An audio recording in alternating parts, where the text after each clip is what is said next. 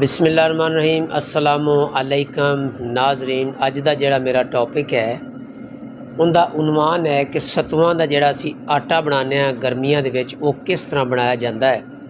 ये सारी डिटेल तुहानूं दसांगा। तो ये सत्तू बड़े ठंडे हुंदे ने जदों असी गुड़ दा शरबत बना के पीने हैं। तो हुण चलिए आपां असल काम दी तरफ।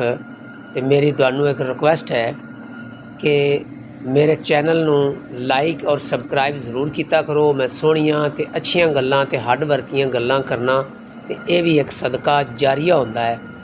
ते हर अच्छी चीज़ नूं अगे फैलाना भी सदका जारिया होंदा है। ते ऐ तुसीं वेखदे पए ने कि माई जिहड़ी है वो सत्तू जिहड़े हैं वो चक्की दे विच पींदी पई है।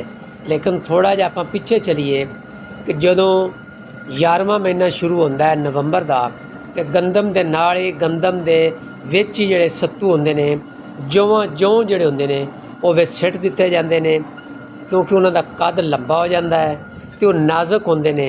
अलहदा भी गढ़ लै जांदे ने लेकिन वो ज़मीन ते फिर लेट जांदे ने। ते जदों असीं कणक दे विच गंदम दे विच उन्हां नूं खिलारांगे जौं नूं ते जौं दे बी नूं, ਉਹ जौं गंदम दे टांडिਆਂ ਦੇ ਨਾਲ गंदम ਦੀਆਂ ਸਟੀਕਾਂ ਦੇ ਨਾਲ ਉਹਦੇ ਆਸਰੇ ਦੇ ਨਾਲ ਉਹ ਫਿਰ ਉੱਪਰ ਖੜਾ ਰਹਿੰਦਾ ਹੈ ਔਰ ਜਵਾਨ ਰਹਿੰਦਾ ਹੈ। ਤੇ ਜਦੋਂ ਗੰਦਮ ਕਟੀਵਣ ਦਾ ਮੌਸਮ ਹੁੰਦਾ ਹੈ, ਮਿਸਾਲ ਤੌਰ 'ਤੇ ਪੰਜਾਬ ਵਿੱਚ ਹੁਣ ਗੰਦਮ ਦੀ ਕਟਾਈ ਸ਼ੁਰੂ ਹੋਈ ਹੈ। ਤੇ ਤੁਸੀਂ ਇਵੇਂ ਕਰ ਲਓ ਕਿ 25 ਮਾਰਚ ਨੂੰ ਥੋੜ੍ਹੇ ਜਿਹੇ ਕੱਚੇ ਜੌਂ ਉਸਣ ਤੋਂ ਉਹਨਾਂ ਨੂੰ ਤੁਸੀਂ ਕੱਟ ਲੈਣਾ ਹੈ, ਕਿਉਂਕਿ ਕੱਚੇ ਕੱਟੇ ਜਾਂਦੇ ਨੇ। ਉਸ ਤੋਂ ਬਾਅਦ ਉਹਨੂੰ ਤੁਸੀਂ ਘਰ ਲਿਆ ਕੇ ਕੁੱਟ ਕੇ ਤੇ ਵਿੱਚੋਂ ਜੌਂ ਕੱਢ ਕੇ ਉਹਨੂੰ ਤੁਸੀਂ ਕੜਾਈ ਦੇ ਵਿੱਚ, ਯਾਰ ਜਿਹੜੀਆਂ ਸੁਆਣੀਆਂ ਬਾਹਰ ਕੜਾਈਆਂ ਲਾਈਆਂ ਹੁੰਦੀਆਂ ਨੇ, ਮੁਖਤਲਿਫ ਕਿਸਮ ਦੀਆਂ ਖਵਾਤੀਨ ਹੁੰਦੀਆਂ ਨੇ ਸਾਡੇ ਪਾਕਿਸਤਾਨ ਵਿੱਚ, ਕੰਮੀ ਲੋਕ ਜਿਹੜੇ ਹਨ ਉਹ ਜ਼ਿਆਦਾਤਰ ਕੜਾਈਆਂ ਦਾਣੇ ਭੁੰਨ ਕੇ ਦਿੰਦੇ ਨੇ, ਕੜਾਈਆਂ ਦੇ ਥੱਲੇ ਕੱਖ ਜਿਹੜੇ ਨੂੰ ਡਾਹ ਦਿੰਦੇ ਨੇ ਤੇ ਉਹ ਮਾਈਆਂ ਜਿਹੜੀਆਂ ਵਿੱਚ ਸੱਟ ਕੇ ਉਹ ਦਾਣੇ ਭੁੰਨਦੀਆਂ ਨੇ। ਉੱਥੇ ਤੁਸੀਂ ਜੌਂ ਨੂੰ ਭੁਨਾ ਲੈਣਾ। ਭੁਨਾਵਣ ਤੋਂ ਬਾਅਦ ਔਰ ਜੇ ਤੁਹਾਡੇ ਘਰ ਦੇ ਵਿੱਚ ਚੱਕੀ ਲੱਗੀ ਹੋਈ ਹੈ तो बड़ी गल है, नहीं लगी तो जिस घर में लगी तुसी उहदे चला जाना है। उत्थे जाके चक्की की सफाई करके उत्तों तुसी एक मुठ तुसी जौवां दी पानी है ते नाल तुसी अपने हत्थ नाल चक्की गेड़नी है। तो साइडां तो वो गुरदरा जा आटा दलिया टाइप वो नीचे गिरना शुरू हो जाएगा। जितने तुसी बरीक आटा पीना होवे उतना तुसी उनकी थल्लों सैटिंग कर लेनी है, उन बरीक पी लेना। जिस तरह और बच्चा और उसकी अम्मी नाल दोनों लगे हुए ने ते ਉਹ सत्तू उत्तों जौं डालते हैं तो साइडों से 4 चफेरे जगह बनी उत्तों सत्तू पी के तो वो बाहर आ रहे हैं। ये तरीका होंदा है। जदों ये इस तरीके दे नाल इनू पी लो उस तो बाद फिर इनू तुसीं छान लेना है।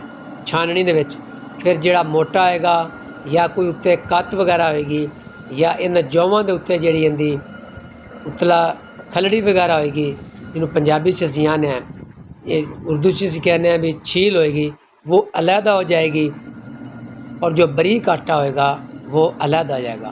तो फिर असीं गुड़ दा शरबत बनाउने हैं।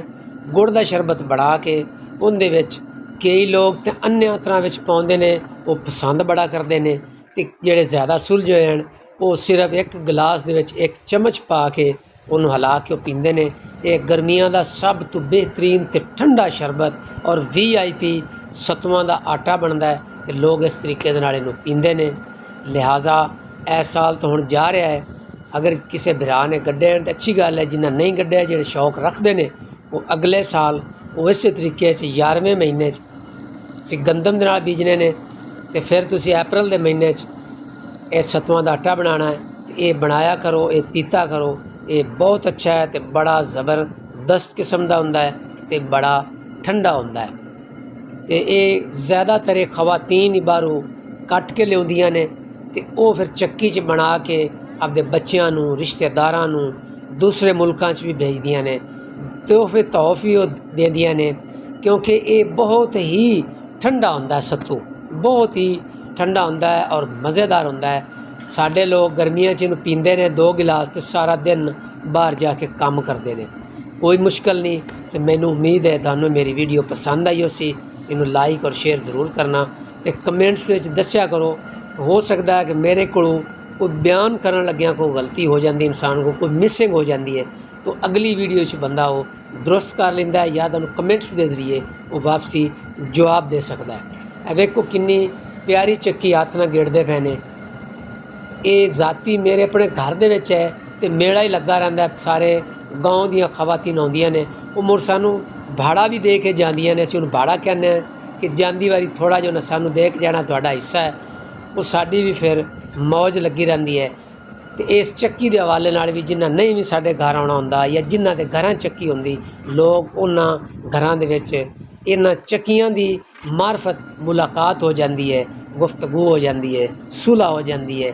बाज़ ऐसी खवातीन भी होंदी जिहड़ी साडे नाल बोलदियां ही नहीं, तो जदों तुसीं किसी दी खिदमत करोगे तो वो हर बंदा तुहाडे घर आएगा तो फिर सुलह हो जाएगी, तो बंदा अमन दी जिंदगी गुजारदा है। मैनू बड़ी उम्मीद है तुहानूं वीडियो मेरी पसंद आई होगी, तो इनू ज़रूर लाइक करना, मेरा हक बनता है तुहानूं सोहणियां सोहणियां ते मिठियां मिठियां गल्लां करना और हड्ड वरतियां करना।